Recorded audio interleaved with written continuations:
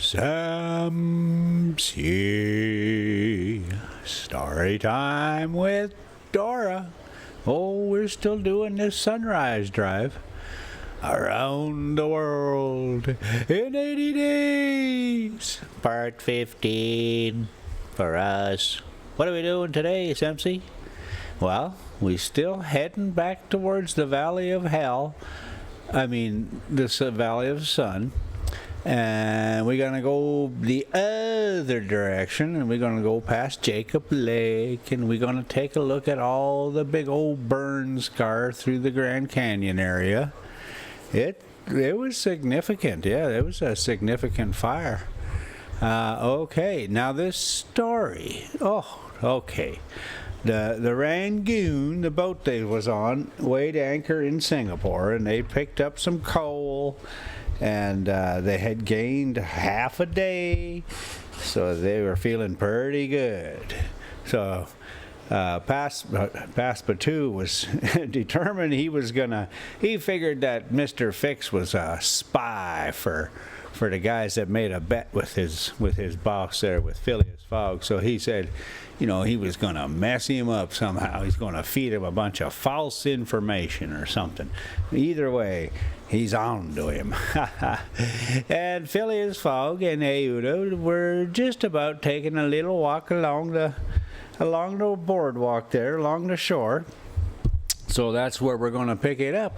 To make sure I don't see. No, there is nothing yet. But oh boy, I tell you, there is not dancing bears, but something that got my heart going just as well. And I'll remember it when we get there. Yeah. Okay, here we go. Fix, who suspected Mr. Fogg's every movement, followed them cautiously, without being himself perceived, while Passepartout, laughing in his sleeve at Fix's maneuvers, went about his usual errands. The island of Singapore is not imposing in aspect, for there are no mountains, yet its appearance is not without attractions. It is a park checkered by pleasant highways and avenues, a handsome carriage drawn by a sleek pair of New Holland horses carried Phileas Fogg and Aouda into the midst of the rows of palms with brilliant foliage and a clove of trees, whereof the cloves formed the heart of the half-open flower. Pepper plants replaced the prickly hedges of European fields. Sago bushes, large ferns with gorgeous branches, varied the aspect of this tropical clime, while nutmeg trees in the full foliage filled the air with a penetrating perfume. Agile and grinning bands of monkeys skipped about in the trees, nor were tigers wanting in the jungles. After a drive, I was going to dip into this and then didn't. There was people there, and there's a lot of spots that you can dip off into and that kind of thing. Anyway, I was kind of wondering what the heck I was doing in the middle of the road there, but I remember. Okay, want tigers in the jungles. After a drive of 2 hours through the country, Aouda and Mr. Fogg returned to town, which is a vast collection of heavy-looking, irregular houses surrounded by charming gardens rich in tropical fruits and plants. And at 10 o'clock, they re-embarked, closely followed by the detective, who had kept them constantly in sight. Oh yeah, it burned. It jumped over the road here, and that gets them all worked up, because then they gotta recalculate everything. But I can't remember the last time it had burned up there, but it had been a while, and then once it got going, yeah, that was that. So, well, it comes back. We'll go back up there here in a little bit and take a look and just see how it's doing. Do a comparo. Oh, I lost my spot. Oh, right, okay. The detective kept him constantly in sight. Paspa, too, who had been purchasing several dozen mangoes, a fruit as large as good-sized apples, of a dark brown color outside and a bright red within, and whose white pulp, melting in the mouth, affords gourmands a delicious sensation, was waiting for them on deck. Wow! He was only too glad to offer some mangoes to Euda, who thanked him very gracefully for them. At 11 o'clock, the Rangoon rode out of Singapore harbor, and in a few hours the high mountains of Malacca and their forests, inhabited by the most beautifully furred tigers in the world, were lost to view. Singapore is distant some 1,300 miles from the island of Hong Kong, which is a little English colony near the Chinese coast. Not anymore. Phileas Fogg hoped to accomplish the journey in 6 days, so as to be in time for the steamer which would leave on the 6th of November for Yokohama, the principal Japanese port. All right, let's take a peek here. Let's take a peek. Yeah, it's looking all the same, you know. But like I say, I bet you it's green as all. Well, it hasn't rained yet, and when it does, you know, there's mudslides because, you know, that happens. All right, moving on. All right, yeah, there we are. All right, the Rangoon had a large quota of passengers, many of whom disembarked at Singapore. Among them, a number of Indians, Ceylonese, Chinamen, Malays, and Portuguese, mostly second-class travelers. The weather, which had hitherto been fine, and I thought that was going to get me. It was looking to tie me up. Here, let me just put a mark on it here, because that was a close one there. That was a close one. We better take a break and see what's happening on this here road. We're going up and up and up and up and up, and yeah, the fire ripped right through there, so you can't trust them trees for nothing now. They'll be doing a whole lot of logging up there, I would imagine, trying to make it all kinds of things a little safer for the big thing, yeah. And you know, it'd be easier if they could just, you know, push them over or leave them alone and don't go camping underneath them, that kind of thing. But they always put up a sign, you know, these trees, there was a fire, these trees will probably fall over if it's windy or something and it rains. And they show a little picture of a tree leaning on another one, and you look off into the forest and you go, oh, but darn, it looks just like that. Do you think we're safe here, Martha? Nope. But, you know, you take your chances every day. All right, I thought we'd get to the top of this thing and I'd be able to go, oh, blah, blah, blah, blah, this is where blah, blah, blah, but I didn't see no blahs. And law, I don't know where that sucker, he hasn't been here forever. So, all right, let's get back to it. Oh, sure enough, it flattens out here. That's like hiking, right?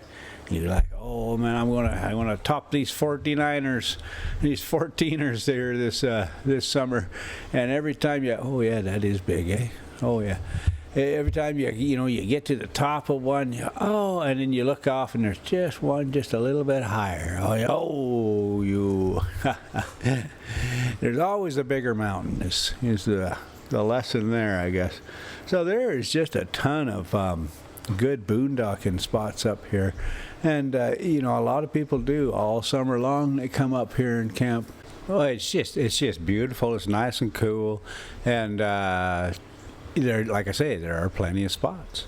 All right, we just rolling up here. We're about to come to the turnoff that goes into the Grand Canyon National Park area, and I don't go in there, of course, because I'm doing this other thing. But often people wonder, well, how would you get a big RV? That road, it looks so small.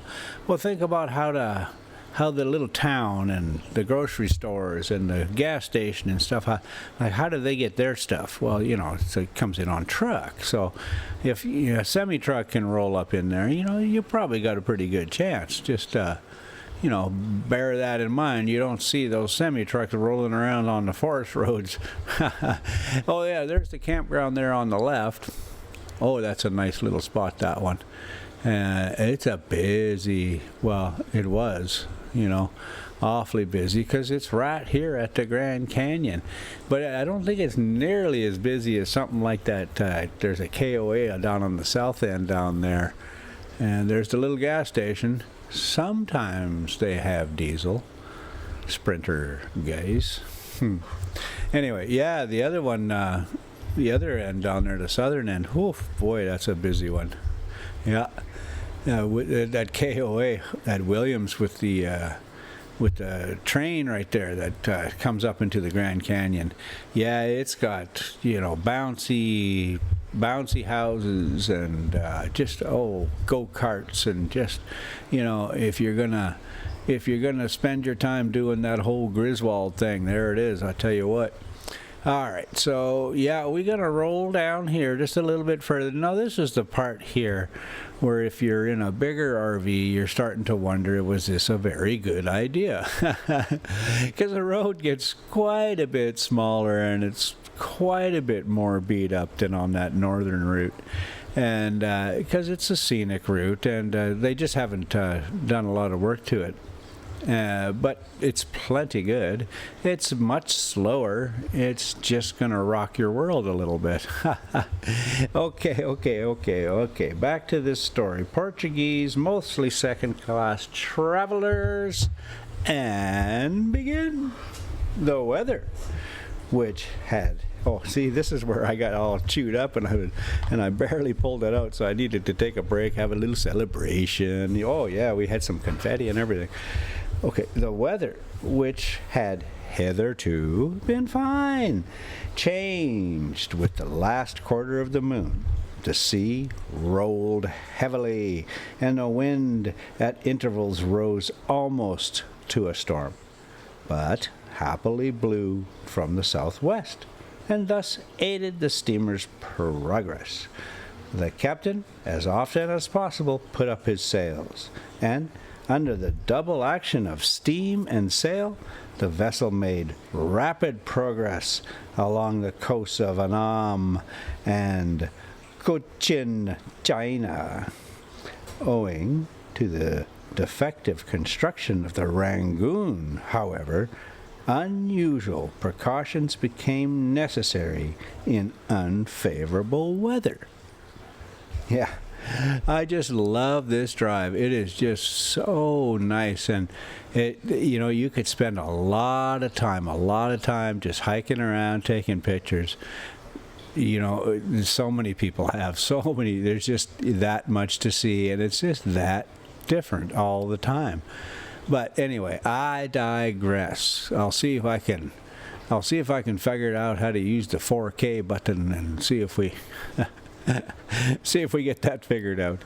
The reflections from Dora's windshield, I didn't realize how bad it was, but it it's like, oh no. However, precautions became necessary in unfavorable weather, but the loss of time which resulted from this cause, while it nearly drove Passepartout out of his senses, did not seem to affect his master in the least.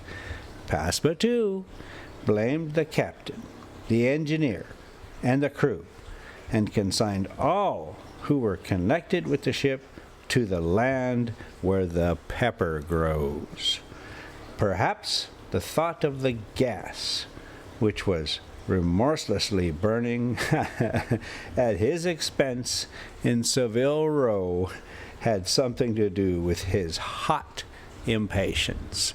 And if you guys forgot, when they left London, okay, so Passepartout had just gotten hired like a couple hours earlier, right? And then all of a sudden they're leaving. They're going on this trip, and he's like, "Oh, okay." They get out there and they're moving on the train, and Passepartout realizes he left the gas on, left his heater on. And, you know, Phileas Fogg is as calm as can be. Look at that burn, both sides. Yeah, it is going to be floody up there, yep. All right, and so Passepartout, he said Phileas Fogg said he's going to, don't worry about it, no big deal, you just have to pay for the gas. Well, the cost of the gas, Passepartout figured it out, is more than what he makes every day. So every day they're gone, he owes a debt to Phileas Fogg. So he's trying to get back as soon as possible. At least that's the idea, but I'm betting it's something else. "You are in a great hurry, then," said Fix to him one day, "to reach Hong Kong?" "A very great hurry." To change the page. Oh, here we go. "Mr. Fogg, I suppose, is anxious to catch the steamer for Yokohama." "Terribly anxious." "You believe in this journey around the world, then?" "Absolutely. Don't you, Mr. Fix?" I don't believe a word of it." "You're a sly dog," said Passepartout, winking at him. This expression rather disturbed Fix, without his knowing why. Had the Frenchman guessed his real purpose? He knew not what to think. But how could Passepartout have discovered that he was a detective? Yet, in speaking as he did, the man evidently meant more than he expressed. Passepartout went still further the next day. He could not hold his tongue.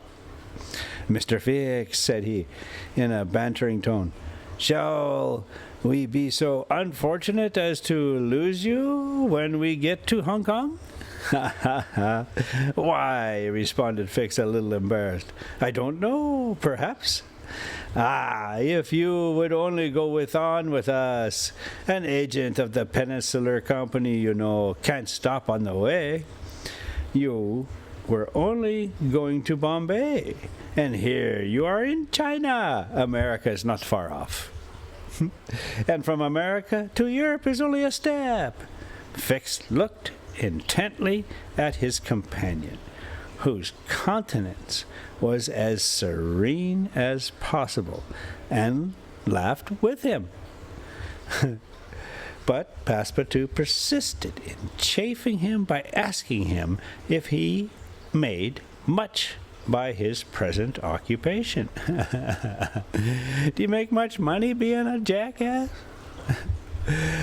"Yes and no," returned Fix. "There is good and bad luck in such things.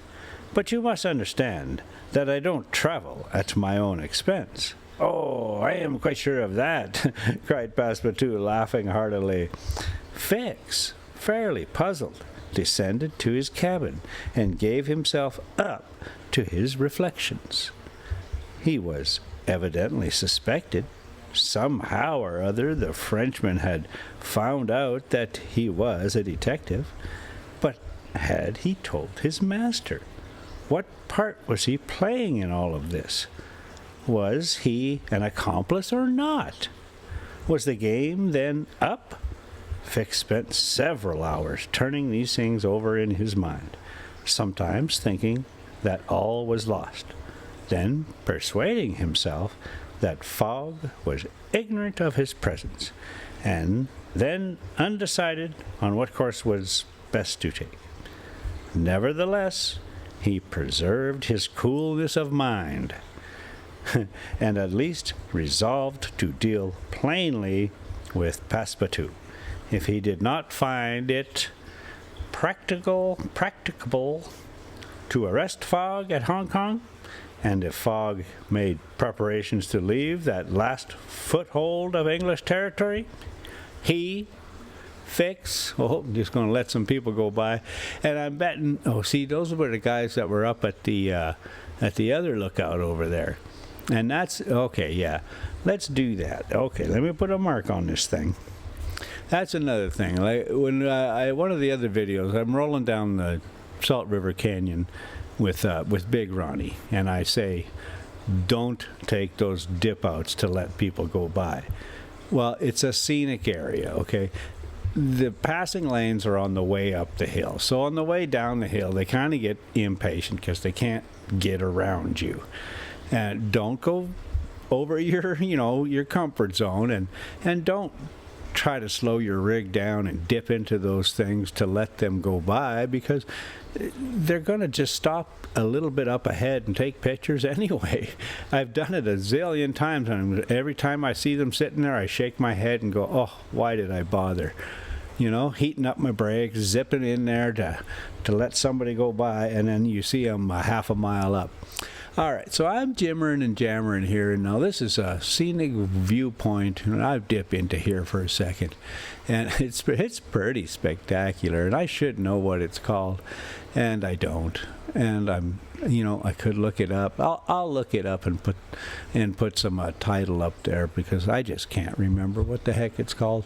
It's the overlook, and it is pretty spectacular. So I sit here for a minute and take a bunch of pictures, and at a different time of day, that would be kind of spectacular. It looks like a morning situation, and oh yeah, I just clipped them films. Oh, maybe I get it right here. Nope. Old man just gonna cruise right on by, right? No, I just had cut them clips together there, but I had definitely got out and taken a whole bunch of pictures.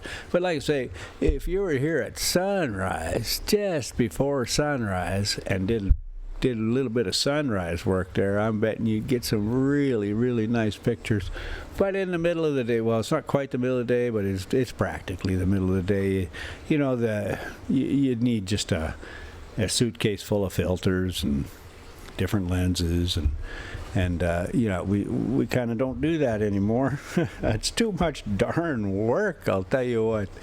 Yeah, I moved to from hauling around them cameras and lenses and stuff to just using a couple of smaller point and shoots. As long as they have manual control of aperture and shutter speeds and film speeds, and as long as you can do that with it, it'd be nice if it had two wheels. You can quickly do that kind of thing. But the memory button works if you only got the one. But the point is they're so much less expensive. All of a sudden, on a motorcycle trip, all of a sudden, there's $6,000 in the camera gone, because either you lost it or you dropped it or blah, blah, blah, blah, blah. So go with the little cheapies, and for this internet stuff, it's pretty good. I mean, boy, they work really well, and I cannot compete with actual photographers. So there's just no way I'm gonna up them on my tech game kind of thing. All right, now I was delaying here because I remember this spot now. You gotta see what happens here. This is just something else. Let me see if I can get my glasses on here. And this really, my butt started chewing holes in the seat here. Now watch this here car. Okay, she's off the road. And now she's back on the road coming right at me, and then her hand goes up in front of her eyes. Oh my God, I can't see. And I'm just like, oh boy, I was not ready for that. It didn't take, but 30 milliseconds, but you tend to you tend to focus right in there, and my options were so limited. So I just had to kind of stay the course, and fortunately she did too. Or at least I think she did. I looked back around the corner. I didn't see her rolling down the hill, but definitely gave her a start, and me as well. All right, so let's, okay, preparations to leave the last foothold of English territory. He, Fix, would tell Passepartout all. Either the servant was the accomplice of his master, and in this case, the master knew his operations, and he should fail. Or else, the servant knew nothing about the robbery, and then his interest would be to abandon the robber. Such was the situation between Fix and Passepartout. Meanwhile, Phileas Fogg moved about above them in the most majestic and unconscious indifference. He was passing methodically in his orbit around the world, regardless of the lesser stars which gravitated around him. Yet there was nearby what the astronomers would call a disturbing star. Look at this road, and if you could see it from above, it's pretty spectacular. It's pretty spectacular. Okay. Yet nearby a disturbing star, which might have produced an agitation in this gentleman's heart. But no, the charms of Aouda failed to act, to Passepartout's great surprise, and the disturbances, if they existed, would have been more difficult to calculate than those of Uranus, which led to the discovery of Neptune. It was now that's an interesting reference, right? I'd tell you how difficult something was. It's like, oh yeah, it's as difficult as the calculations it took of finding Uranus to find Neptune. All right, we goofed around so much. We're not going to finish the chapter. We got a couple left, but let's just call it. It got goofy. Thank you so much for coming. And we'll get down the road a little bit further next time. And there's that viewpoint thingy. Some sea. Okay, Rosie. Save us. Save us, big girl.